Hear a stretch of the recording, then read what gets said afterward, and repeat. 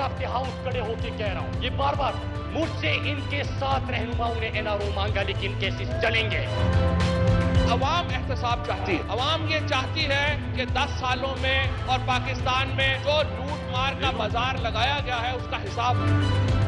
आज के हुक्मरान है वो भी पार्लियामेंट से भाग रहे हैं, दुनिया में बता रहे हैं कि हम चोर हैं। तो मैं ये जरूर कहता हूँ कि एहतसाब, मैं बिल्कुल एहतसाब के हक में हूँ। हमारी हुकूमत से शुरू करें, हमारी परफॉर्मेंस में कोई कमी हो, कोई करप्शन हुई हुकूमत के दौरान जरूर पकड़े। 18वीं तरमीम जब हुई तो तकरीबन 1/3 कॉन्स्टिट्यूशन जो है उसकी अमेंडमेंट होगी। क्यों नहीं आपने उस वक्त नैब का जो कानून था उसको उठा के उसके बारे में कोई रिव्यू किया? शायद खान अब्बासी साहब मोहतरम है, मैं उनसे सिर्फ इतना पूछना चाहता हूँ कि आप हमें विरसे में क्या देखे गए? ख्वाजा साद रफीक साहब के केस में भी ये लाजिम है कि उनके लिए प्रोडक्शन ऑर्डर जो है फौरी तौर पे निकाला जाए। जब मैं उस वक्त वज़ीर आला था तो आपको पता होना चाहिए कि कोई गिरफ्तारी नहीं हुई थी, इसलिए प्रोडक्शन ऑर्डर का सवाल नहीं पैदा होता था।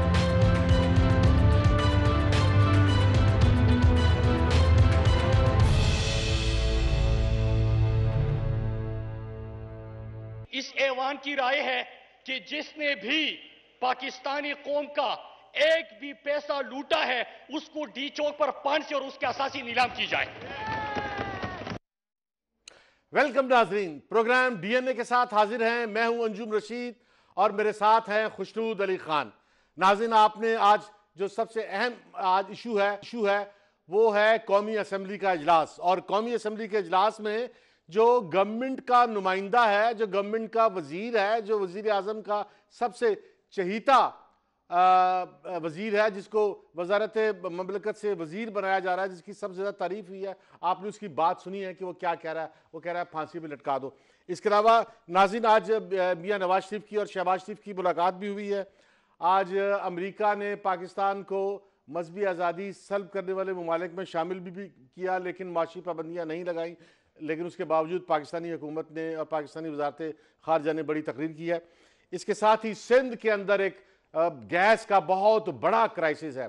इतना बड़ा क्राइसिस है कि कराची हिल के रह गया है, पूरा कराची कोहराम मचा हुआ है। कराची तड़प रहा है कि उनके पास गैस नहीं है, उनके पास सवारी नहीं है, बसें नहीं है, लोग दफ्तरों में कैसे आएँ, कारखानों में कैसे आएँ, वापस कैसे जाएं। और कराची की पूरी ज़िंदगी जो है वो जैम हो गई है। और लेकिन हुकूमत को अभी तक कुछ पता नहीं कि क्या हुआ है और किसने किया और कौन जिम्मेदार है।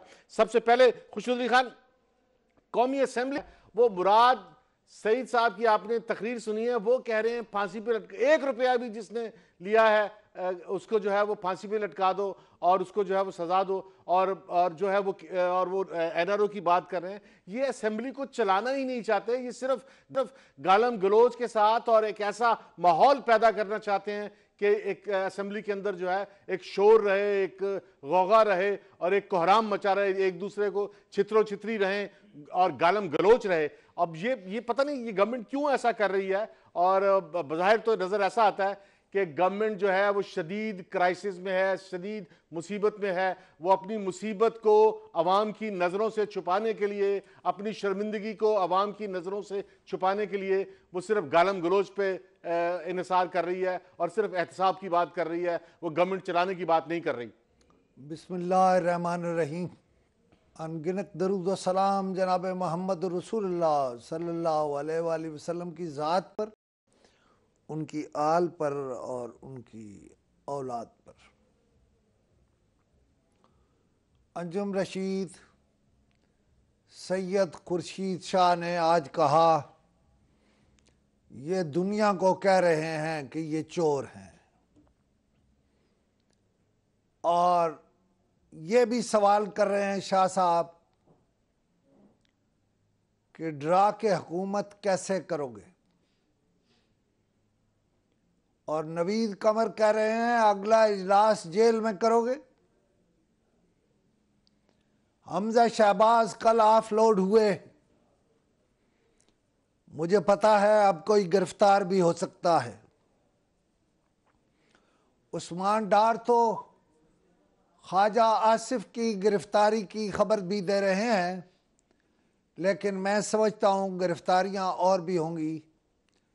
लेकिन ऐसे ही एक तो फैली सी खबर कि ख्वाजा साद रफ़ीक की गिरफ्तारी पर रेलवे में और ख्वाजा सुलेमान रफ़ीक की गिरफ्तारी पर महकमा सेहत में खलबली मची है और मरियम औरंगज़ेब के ख़िलाफ़ इंक्वायरी पर पीटीवी में बड़ी खलबली है। अब अंजुम रशीद, मेरे एक दो बातें जो मैं करने लगा हूं वो आपसे सवाल हैं। बात यह है कि इमरान खान और इमरान खान की हुकूमत जो कर रही है ये हजम हो जाएगा। मैं कोई तकसीम नहीं करता, इसको बड़ी वसी टर्म में मैं आपसे पूछ रहा हूं कि ये हजम हो जाएगा, और अगर नहीं होगा तो इस मुल्क के साथ क्या होगा। मेरा सवाल अपनी जगह है वो कि क्या ये हजम हो जाएगा, इसका जवाब देना, लेकिन एक दो बातें मुझे और कर लेने दो। कैनेडी अमेरिका के बहुत हर दिल अजीज और अवाम के पसंदीदा सदर थे। कैनेडी को किसने मार दिया, कौन सी कुव्वतों ने मार दिया? वो जो तब्दीली ला सकता था उसको किसने नहीं रहने दिया। फिर कैनेडी के भाई को किसने मार दिया, वो कौन सी कुव्वत थी? अंजुम रशीद, अमेरिका जो सारी दुनिया का बाप दादा बनता है, वो अफगानिस्तान आया, तकरीबन 1800 अमरीकी मरे, 70,000 पाकिस्तानी मरे, कई लाख अफगानी मरे। अब वो हमारे पीछे छुप के कहता मैं वापस जाना चाहता हूं। ये सारा खेल क्या था? वियतनाम में जंग हुई, 2 लाख वियतनामी और 50,000 अमरीकी मारे गए, लेकिन नतीजा क्या निकला? उसकी बहुत सारी चीजें रिकॉर्ड पर आ गई हैं कि ये सारा खेल क्या होता है। आपने खुद कहा कि आज कराची में गैस का ऐसा बोरान है कि जिंदगी तलपट हो गई है, जिंदगी मुश्किल हो गई है। आप मुझे मेरी बात का जवाब दें कि इमरान खान इस सारे रेफरेंस में जो मैंने आपके सामने सूरत हाल रखी है, इसमें इमरान खान जो कर रहा है वो हजम हो जाएगा, और ये जो कुछ हो रहा है ये क्या खेल है और किसका खेल है? खुशनूद अली खान, बात यह है कि इस गवर्नमेंट के पास अवाम को देने के लिए, अवाम को सेटिस्फाई करने के लिए बज़ाहिर कोई चीज नजर नहीं आती। आज जो है वो साहब, मैंने आपसे हुकूमत का सवाल नहीं किया, मैंने आपसे सवाल किया है कि इमरान खान जो कर रहा है क्या वो हजम हो जाएगा? यही मैं अच्छा, उसमें मैंने जानबूझ के कैटेगराइज नहीं किया, मैं इसी बात को आगे चला रहा हूं। इसका जवाब इमरान खान जो है उनके पास जो सबसे बड़ा मसला है, आज असद उमर ने भी एक इंटरव्यू में भी कहा है बीबीसी को, गैर मुल्की एजेंसी को, कि जो IMF चाहती थी वो सब कुछ हम कर चुके हुए हैं, और अभी भी ये वो उन्होंने नहीं बताया कि IMF से ये कर्जा लेंगे नहीं लेंगे, कितना लेंगे। ये इंतहाई मखमसे में और नाहली में और अपनी जो है वो बेइल्मी में छुपे हुए हैं, और अवाम के ऊपर जो दबाव आ रहा है वो दबाव जो है वो हुकूमत को भी मुंतकिल होता है, अवाम की मुश्किलात का। ये अवाम को जवाब देने के काबिल फिर साइड पे निकल गए। मेरा सवाल है, उसी तरफ आ रहा हूं, इमरान खान जो कर रहा है क्या वो हजम हो जाएगा? उसी तरफ में आ रहा हूं, और वो हजम कर लेंगे जिन्हें हजम करना चाहिए? मैं उसी तरफ आ रहा हूं। ये कर ये रहे हैं कि अपनी इस नाहली को, और इसी तरह दूसरे डिपार्टमेंट में, सेहत में है, स्कूल, तालीम में, और दूसरे जितने भी शोबे हैं जहां पर हुकूमत ने डिलीवर करना है, ना ये वहां डिलीवर कर पा रहे हैं, ना ये डिलीवर करने की कोशिश कर रहे हैं, बल्कि ये सिर्फ ये चाह रहे हैं कि अवाम की उस तरफ नजर ही ना जाए और ये सिर्फ अंजुम साहब, आप डीप ट्रैक हो गए। मैंने पूछा है, इस इमरान खान ने स्टेटस को तोड़ दिए हैं।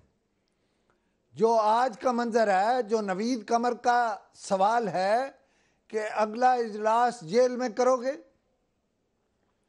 और खुर्शीद शाह का ये बयान कि डरा के हुकूमत कैसे करोगे, और इमरान खान का, इमरान जरा सुन लो, आज इमरान खान किस सूरत हाल से दो चार था। आप तो सारे समझते हैं ना, वो ऐसे कमरे में बंद रहता है। आज गैस का ऐसा बुरान पैदा हुआ कि Imran Khan prime minister house आए और उन्होंने एक बहुत बड़ा इजलास बुलाया। मैं उस वक्त वहाँ प्राइम मिनिस्टर सेक्रेटेरिएट में था। खुद इमरान खान को नहीं पता कि इस सूरत हाल से कैसे निपटें। वो फायर फाइटिंग कर रहे हैं इश्यूज पर। मेरा तो सवाल ही बहुत वसी है। इमरान खान जो कुछ कर रहा है, मैं बुरा नहीं कह रहा हूं कि बुरा कर रहा है, अगर वो अच्छा है, मुस्बत है, तब भी ये जितनी बातें आपने की और मैंने की, क्या ये हजम हो रहा है?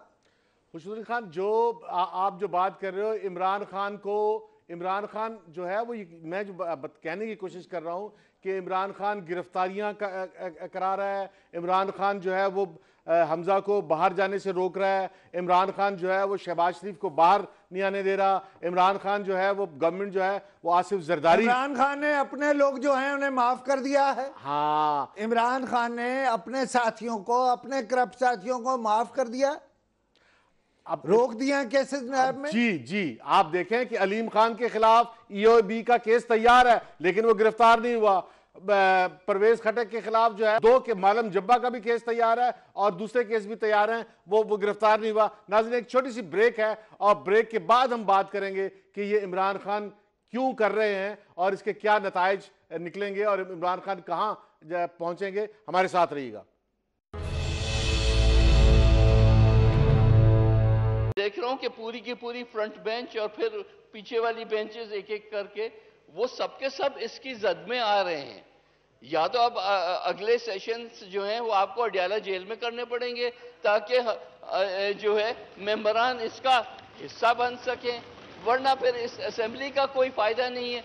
आपने सिर्फ बात करनी है कोई सबूत के बगैर और गिरफ्तार करना है पार्लियामेंट के मेंबरान को तो जरूर करें, लेकिन दोनों तरफ कर ले तो बेहतर होगा।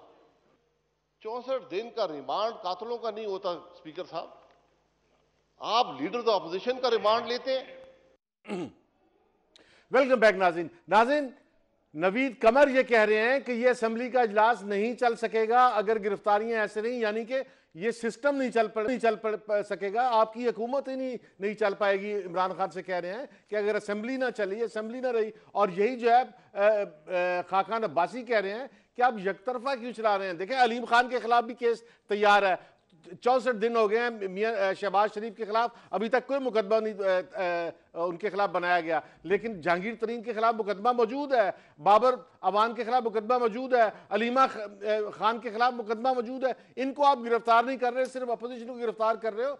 तो इससे जो अवाम को जो मैसेज जाएगा और जो खाकान अब्बासी मैसेज भेजना चाहते हैं वो यही बताना चाहते हैं कि उनके खिलाफ इंतकामी कार्रवाई हो रही है, कानून की खिलाफ वर्जी हो रही है, ह्यूमन राइट की खिलाफ वर्जी हो रही है। ये सारी बातें जो है ये इमरान खान के लिए और इमरान खान की हुकूमत के लिए और आइंदा दिनों के लिए इमरान खान के लिए बहुत सारी मुश्किलात पैदा होंगी। लेकिन इमरान खान जो है वो इस क्राइसिस में फंसा हुआ है, इस अजाब में फंसा हुआ है, अपनी नाहली के अजाब में फंसा हुआ है कि उसे मईशत नहीं चल रही।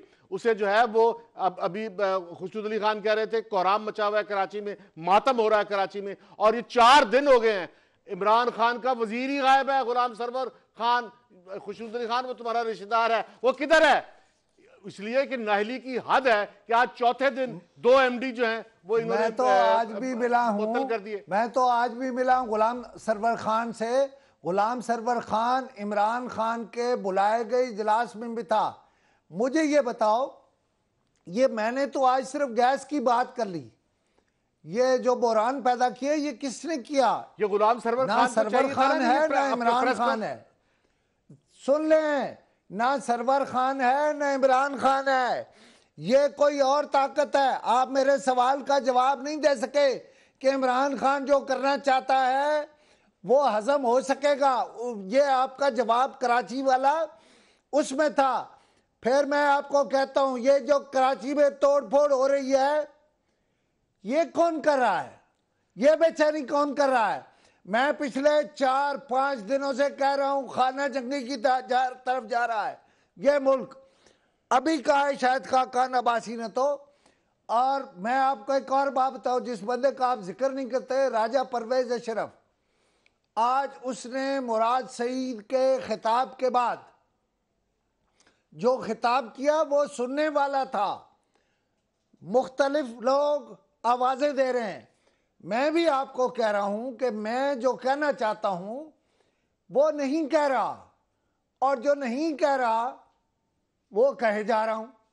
देखें, बुनियादी बात यह है कि ये मुल्क, आप जो मैंने पहले सेगमेंट में आपको सूरत हाल बयान की, आप उसे लीजिएगा और आज 10 मरतबा सुनिएगा, और 10 मरतबा ही अंजुम रशीद साहब आप उसका मुख्तलिफ मतलब निकालेंगे।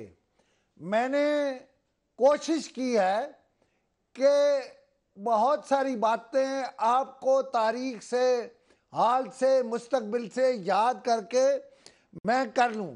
वैसे तो रूटीन की बात करनी है तो जो हमारे वजीर इत्तलाआत हैं चौधरी फवाद, उन्होंने जो बातें आज की हैं उसमें झूठ क्या है? वो गालियां दे रहे हैं। वो कहते हैं कि मुस्लिम लीग नून जो है उसकी तरबियत नहीं है, और फिर उन्होंने कहा स्पीकर को के अल्फाज वापस रहे, तो उन्होंने कहा कि ये इनकी तरबियत है। दोनों वक्त में शोर हुआ। अब समझते हैं सब जुबान को, इसके साबके लाहकों को, लेकिन वो दरअसल उन्हें कह रहे थे कि आपका खबीर डिक्टेटरशिप से जो है वो उभरा है। और वहाँ बहुत हंगामा हुआ, मैं मौजूद था वहाँ पे। अब मुझे ये बताइए, ये फवाद चौधरी गलत कह रहा है कि हमने तो नहीं भेजा? फवाद चौधरी क्या कह रहा है? फवाद चौधरी टाइम जाया कर रहा है, फवाद चौधरी गालम गलोच कर रहा है, फवाद चौधरी असेंबली को डाइवर्ट करना चाहता है। उसके पास कुछ कहने को है ही नहीं। वो कोई लेजिस्लेशन के लिए कोई चीज लाए, कोई अपना प्रोग्राम लाए, आपको ये असेंबली को चलाए, वो गालियां दे रहा है। आपको ये गालम गलोच क्यों लगी? इसलिए लगी कि उनके पास है कुछ नहीं कहने को। मतलब मुराद सईद भी यही कह रहा है कि जिसने 1 पैसा खाया मुल्क का उसे लटका दें, लटका दो। अच्छा, ये वो गलत कह रहा है? नहीं भाई, जो कुछ एक सेकंड, जज्बाती ना हो, जो कुछ करना कर लो, लेकिन यहाँ पे कहने की क्या जरूरत है? आपने बनाई थी या किसी और ने? मुस्लिम लीग ने बनाई थी ना, और पीपल्स पार्टी के लिए बनाई थी। जो कड़की लगाई किसी और के लिए, खुद फंस गए।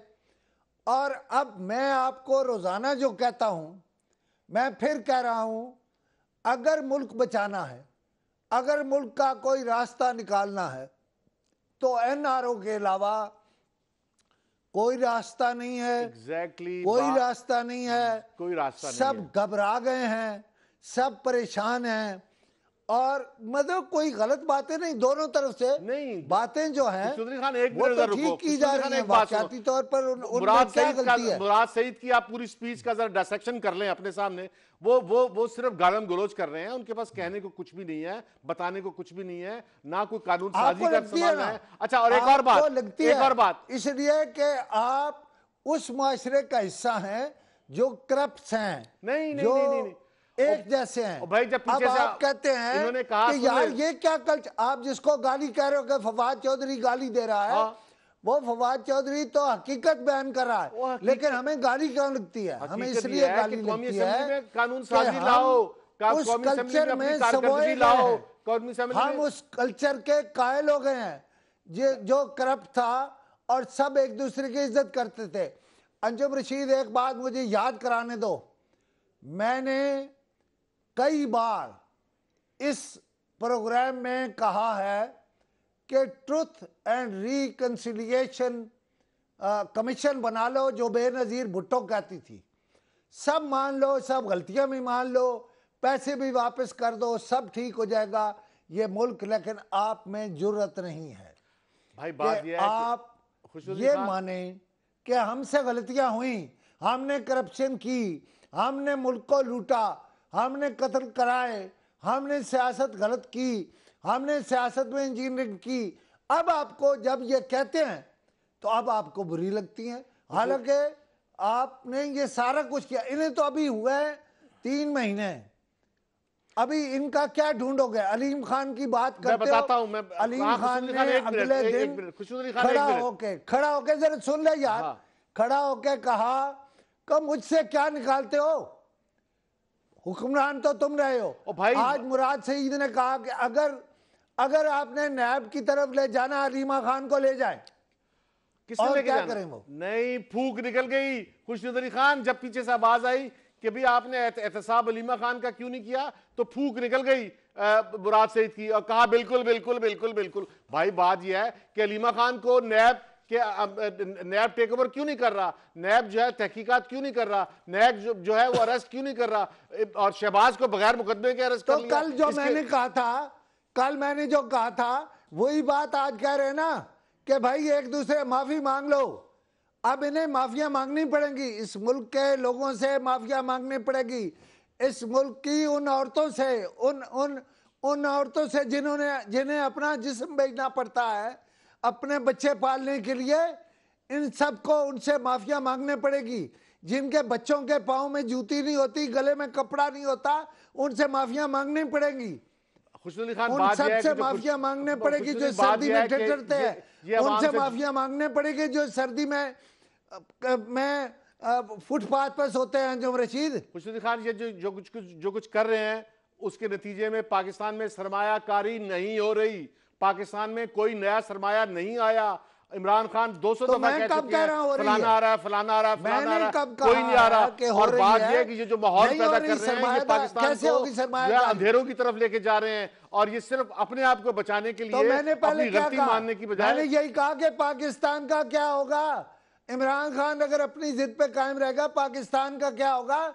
ये बहुत सारे सवालात उठ गए हैं भाईजान। स्टॉक एक्सचेंज रोज बैठ जाता है, डॉलर रोज ऊपर चला जाता है भाईजान, ये कोई मामूली बात नहीं है। और असद उमर जो है वो ऐसा वजीर खजाना है जिसे ये इदराक ही नहीं है कि वो इस मुल्क के साथ क्या कर रहा है और उसे क्या करना है। वो समझता है इस कौम पर फर्ज हो गया कि वो मुझे सुने और मुझ पर यकीन करे। देखो आज उन्होंने कहा है कि हम IMF की डिक्टेशन नहीं मानेंगे, और साथ ही ये कह दिया है कि हमने जो है वो रुपए की कीमत कम कर दी, हमने जो है वो ये तो अमरीकियों में डिक्टेशन नहीं मांगेंगे, हमने जो है जिन्होंने आज हमें एक फहरिस्त में डाला कि हम मज़ाहिब के साथ ठीक सलूक नहीं कर रहे। हाँ। ये उसे भी कहें ना कि हम नहीं मानेंगे, उन्होंने डाल दिया फहरिस्त में, और साथ हमें कह दिया कि आपको माफ कर दिया। हमें उन्होंने वो जो नुकेल होती है ना ऊंट की, वो नुकेल डाल ली है, जहां चाहेंगे हमें नचाएंगे। क्या कह रहा है असद उमर? असद उमर को इदराक ही नहीं है कि वो किस मुल्क का वजीर खजाना बन गया। पाकिस्तान का वजीर खजाना बन गया है। उसके नीचे जो लोग हैं वो ज्यादा अकल वाले हैं, वो हैरान होते होंगे जब ये इजलास की सदारत करता होगा कि ये क्या है जो इजलास की सदारत कर रहा है, ये कौन है, ये किस तरह का है। कल तक मरियम औरंगजेब को ये पता नहीं था कि मैं वजीर इत्तलाआत नहीं रहूंगी, उसे ये भूल गया था, और वो हर वक्त आके कहती थी। अब उसके कच्चे टच्चे खुले हैं, मुंह दिखाने के काबिल नहीं है। रोज आजादी सहाफत की बात करती है, आजादी इज़हार की बात करती है। खान एक मिनट रुको जरा, एक जगह रुको। बात यह है कि मरियम औरंगजेब के खिलाफ कल आपने चार्जशीट पढ़ी थी, कोई उस पर करप्शन का इल्जाम नहीं है, सिवाय ये सिर्फ ये गवर्नमेंट कर रही है कि जो भी आवाज उठाता है उसको दबाने के लिए चुप करा देते हैं। लेकिन चुप करने से पाकिस्तान नहीं चलेगा, पाकिस्तान जो है वो रुक जाएगा, पाकिस्तान के लिए प्रॉब्लम हो जाएगा। वो भी सरकारी गाड़ियों पे चढ़ेंगे। अभी कोई बच्चा कर रहा था, मैंने देखा 24 पे प्रोग्राम, वही जो चार्जशीट कल मैंने कही थी उस पर प्रोग्राम कर रहा था। वो उनकी वालदा साहिबा जो है वो हुकूमत पाकिस्तान का फर्ज है उन्हें गाड़ी देना, उनकी खाला जो है हुकूमत पाकिस्तान का फर्ज है उन्हें गाड़ी देना, उनके भाई साहब जो है हुकूमत पाकिस्तान के खर्च पे वो गाड़ी चलाएंगे। क्या कह रहे हैं अंजुम रशीद? आप गलत बातों की आपको पैटर्नाइजेशन नहीं करनी चाहिए। पैटर्नाइजेशन की बात नहीं है, आपको कभी दी किसी ने गाड़ी का चलाओ यार हुकूमत का गवर्नमेंट की वजीर को गाड़ी ले ली, गाड़ी बनते दे रहे दी, पाकिस्तान ये छोटी बातें हैं, ये गंदी बातें हैं, भाई ये बेमानी बातें हैं। अब गवर्नमेंट चलानी है, आप आगे लेके जाएं, हुकूमत को लेके जाएं, अवाम के मसाइल हल करें। आप आगे की तरफ देखिए, आप कहां फंस गए। मैं अगर इन साहिबा के बारे में अताउल्लाह कासमी जो है उसने बयान किया कि उसके खिलाफ दरखास्तें क्यों आई और उसने ये किया, तो वो हैरान कर देगा आपको और बता देगा कि अताउल्लाह कासमी में 1001 खराबियां होंगी। मैं डिफेंड नहीं कर रहा, मैं अताउल्लाह कासमी को डिफेंड नहीं कर रहा, लेकिन अताउल्लाह कासमी की इज्जत का और उसकी उम्र का ख्याल करना चाहिए था। वो दरअसल उसका जवाब देते हुए भी अंदर ही अंदर रो रहा है। ठीक है, इन्हें यह इदराक ही नहीं था कि मैं क्या कर रही हूं। एक छोटी सी हमारे प्रोफेशन में जिनकी ये वजीर थी ना, ये वजीर थी हुसैन नक्की साहब की भी, मतलब एक हुसैन नक्की मुझे ला दे, ये क्या वजारत थी, क्या वजीर, छोटी सी ब्रेक कमीशन था, एजेंसियां थी, मौज थी, मेला था। जाने दो, ब्रेक पे जाने दो, तो करप्शन नहीं है। नाज़रीन एक छोटी सी ब्रेक के बाद हम सिंध के इस बहरान पे बात करेंगे कि इस पूरे बहरान के अंदर इमरान खान का वफाकी वजीर बराए गैस नजर नहीं आया और बात यहां तक पहुंच गई। आज 4 दिन हो गए हैं और 70% सनद जो है वो बंद हो गई है, लेकिन किसी को कोई पता नहीं। नाज़रीन ये क्यों हुआ, नाज़रीन इस पर बात करेंगे, हमारे साथ रहिएगा। छोटी सी ब्रेक है।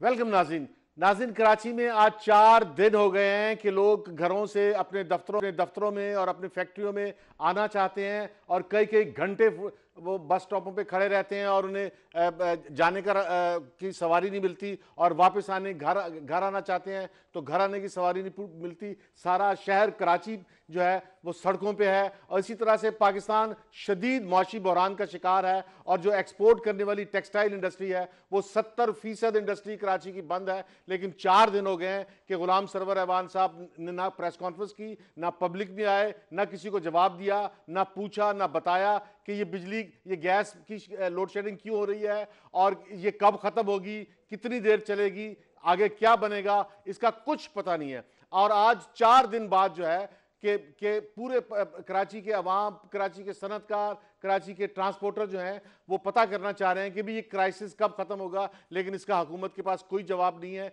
ये नाहली की जो है ये इंतहाई मिसाल है कि एक मुल्क के सबसे बड़े शहर में एक बहरान है लेकिन हुकूमत के पास कोई जवाब नहीं है और हुकूमत का जो वजीर है वो गूंगा है। और आज चौथे दिन जो है वो वजीर आजम जो है वो सुई नॉर्दर्न और सुई साउदर्न के जो MD हैं उनके खिलाफ इंक्वायरी शुरू करा दी है। भाई आज तो उन्होंने बताओ कि ये मसला कैसे हल होगा, क्यों हल होगा और हुक्मरानी क्या है।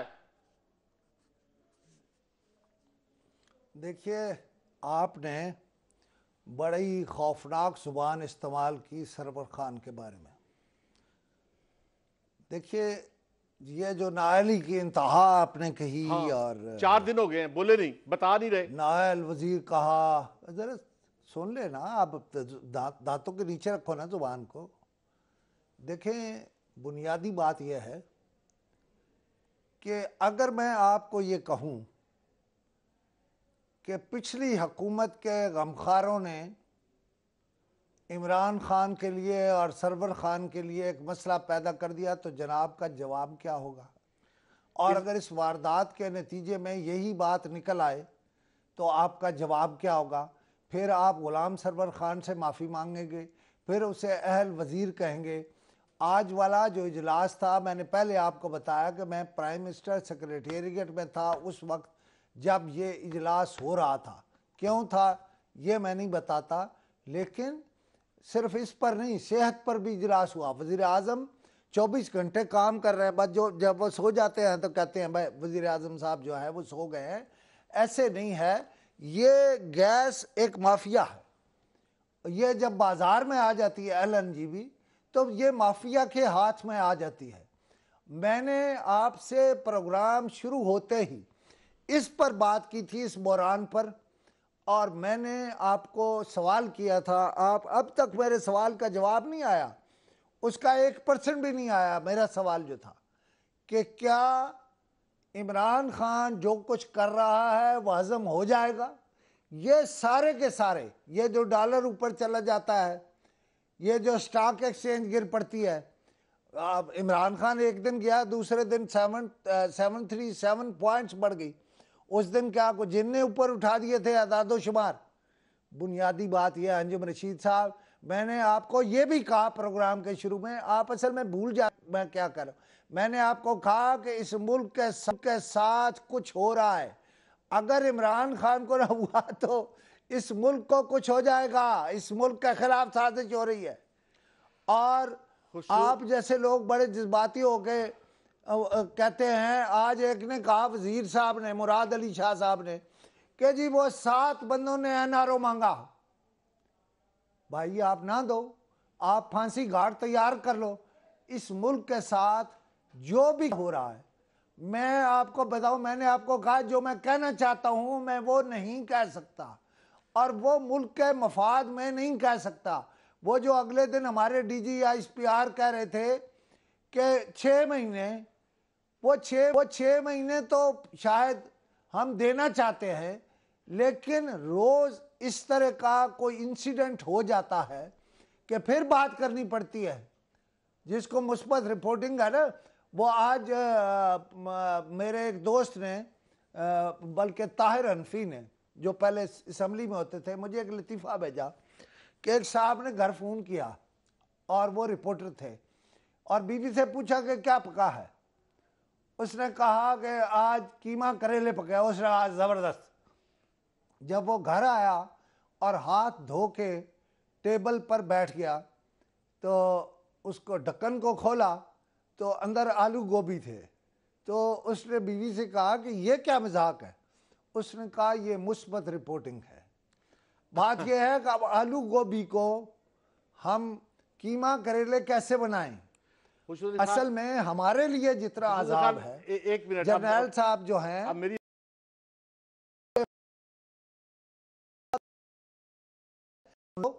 हमारा मसला क्या है, हमारे पास वो मैटर, वो चीजें ही नहीं है। मसलन आज मुझे ये बताइए, पार्लियामेंट पे हम क्या कहें। 4 या परवेज अशरफ बोला, शाहिद खाकान अब्बासी बोला है, नवीद कमर बोला है, खुर्शीद शाह साहब बोले हैं, मुराद अली शाह बोला। अच्छा, हुकूमत होती है, मट्टी डालती है। वो कह रहे हैं वो फांसियों पर लटका देंगे चौक में, डी चौक में। अल्लाह के लिए इस मुल्क पर रहम करो।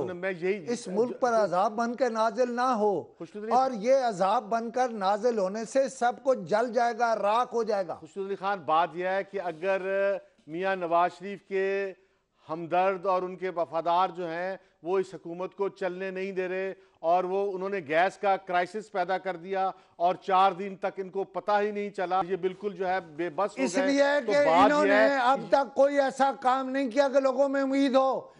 अंजुम रशीद, मुल्क में कारोबार नहीं है, मुल्क में कारोबार नहीं है, मार्केटें बंद हो रही हैं, लोगों के पास घरों का खर्चा नहीं है। इस मुल्क में कुछ और हो रहा है। अंजुम रशीद, उसकी निशानदेही करो। लोग जो भी कारोबार करता था वो कहता कारोबार नहीं है, पैसा नहीं है। लोग पैसे हैं भी सही तो निकाल नहीं रहे। अंजुम रशीद, कोई खुदा का खौफ करो, इस मुल्क में चलने दो, लोगों को मरना नहीं चाहिए। यही मैं कह रहा हूं कि ये गवर्नमेंट जो है मुल्क के निजाम को चलाने पर तवज्जो देने की बजाय गैस का क्राइसिस 4 दिन होने के बाद जो है वो DG नॉर्दर्न के खिलाफ एक कार्रवाई कर रही है। इन्हें पहले दिन, दूसरे दिन, तीसरे दिन जो है वो आवाम में आके बताना चाहिए था, हौसला देना चाहिए था, पता चलना चाहिए था। इनको 4 दिन से पता ही नहीं चला। और ये कह रहे हैं कि मियां नवाज शरीफ के वफादारों ने रोक दिया। अगर मियां नवाज शरीफ के वफादार इतने ताकतवर हैं तो फिर ये हुकूमत ये नहीं कह रहे हैं, ये नाहल लोग हैं। इसी को मैं नाहली कहता हूं। है ये सूरत हाल। तो बात यह है कि इस तरह इन्होंने नवाज शरीफ को आइकॉन क्यों बनाया हुआ है, उसको रिप्लेस क्यों नहीं कर सके, कोई वजह तो होगी ना। ठीक है नाज़रीन, एक छोटी सी ब्रेक है, और ब्रेक के बाद हम बात करेंगे कि जो अमेरिका की तरफ से जो इस्तिस्ना दी गई उसकी तारीफ करने की बजाय ये शोर क्यों मचा रहे हैं। नाज़रीन, हमारे साथ रहिएगा।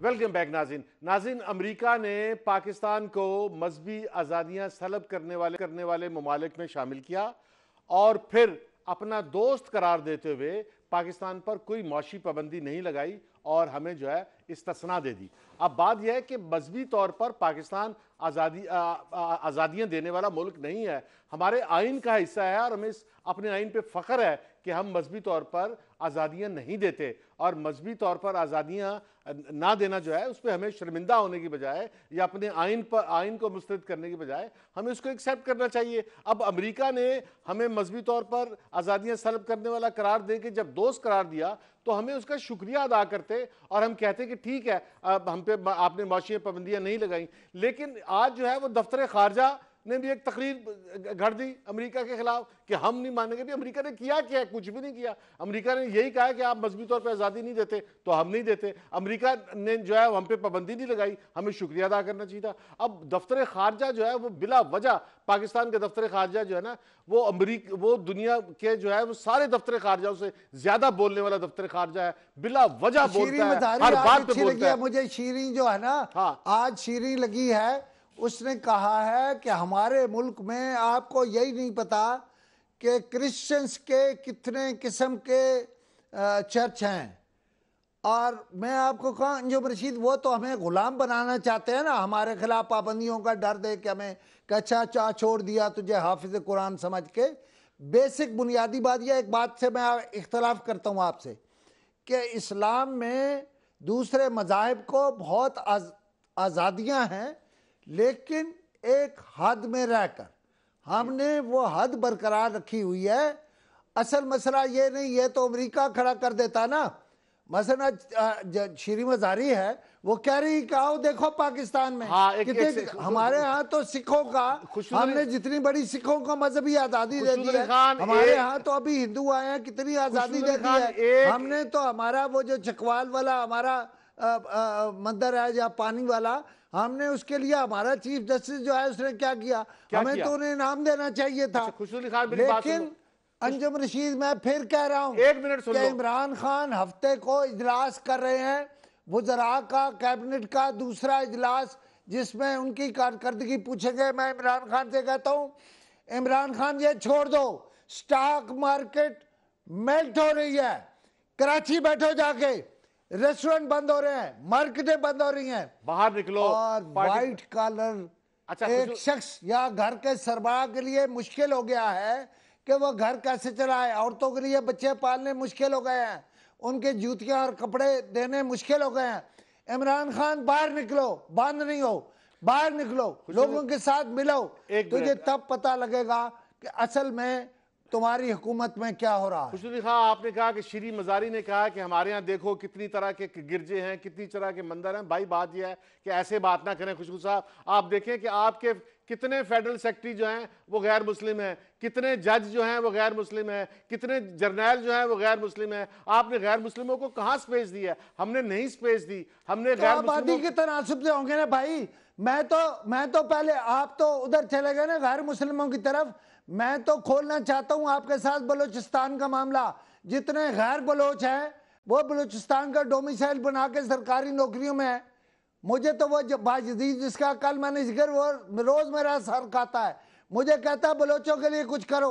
उसने मुझे कहा कि कल मैं आपको तफसील बताऊंगा कि इतनी पुलिस और इतनी उसमें पंजाबी है।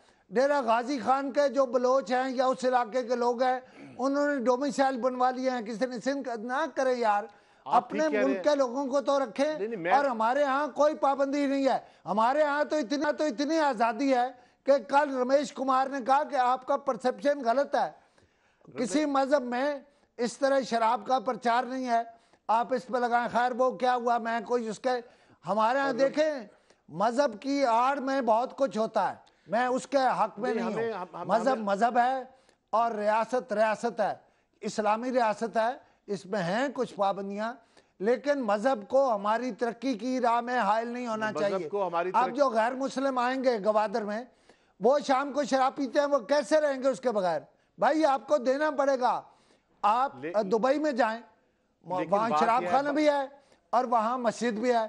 जिसने उधर जाना होता है उधर चले जाता है, जिसने अल्लाह की राह में जाना होता है वो वहां चला जाता है और अल्लाह की तारीफ और तौसीफ करता है और सजद देता है। मैं यही कह रहा हूँ कि शीरीं मज़ारी साहबा वो ह्यूमन राइट की वजीर हैं, फेडरल मिनिस्टर हैं, उन्हें बात सोच समझ के करनी चाहिए। हम पूरी दुनिया में हम जाके हम मुतालबा करते हैं कि अमेरिका में हमारे साथ बराबर सलूक हो, लंदन में हमारे साथ बराबर सलूक हो, फ्रांस में हमारे साथ बराबर हिंदू सलूक का हो, कोई नहीं है। हिजाब ना बांधा हिंदू जाए। जो कुछ कर रहा है, मुसलमानों को जला रहा है, अक़लियतों को कोई उन्हें गाय हाथ ना ज़बानी दे करने और हम देता कहें है, हम कुछ ठीक है, ये करने कोई नहीं बात नहीं है। देता। हमें जो है दुनिया के सामने जवाब होना पड़ेगा। फिलिस्तीनियों को मार रहा है वो कि आप पता नहीं क्यों हम क्या है हमारे मुल्क को, हमारे मुल्क में कौन सी चीज की कमी है, किसको रोका है, किस पे पाबंदी लगाई है? मैंने आपसे यही कहा ना कि हमारे यहाँ अक़लियतों को जगह नहीं मिल रही, अक़लियतों को जॉब्स नहीं मिलती, हमें देनी चाहिए, हमें कोशिश करनी चाहिए, हमें तकरीर नहीं करनी चाहिए और कि हम अक़लियतों को बहुत कुछ दे रहे हैं। इस पे मेरे साथ एक प्रोग्राम कर लेना तैयारी करके कि अक़लियतों को कितनी आजादी है हमारे मुल्क में। बहुत आजादी है, बहुत आजादियां हैं, कोई पाबंदी नहीं है, अपनी मर्जी का कारोबार करते हैं, नाचते हैं, गाते हैं, शराब पीते हैं, पता नहीं क्या करते हैं। हमने तो कभी नहीं कहा और हमें तो पता भी नहीं होता है ये हमारे साथ वाला क्रिश्चियन है, हमें तो नहीं पता होता। हाँ, उन्होंने खुद तो सब डाला हुआ क्रिश्चियनों को पता है कि उनके साथ मैं एफसी कॉलेज में पढ़ता रहा हूँ, आप सुन लें, मैं एफसी कॉलेज में पढ़ता रहा हूँ और मुझे पता है हम तो सब ठीक ठाक थे, खुश थे, वहाँ कोई चक्कर नहीं था। हमारे पास खुशनूद अली खान इस प्रोग्राम का वक्त खत्म हुआ चाहता है। इजाजत दीजिए अंजुम रशीद को, खुशनूद अली खान को और डीएनए की पूरी टीम को।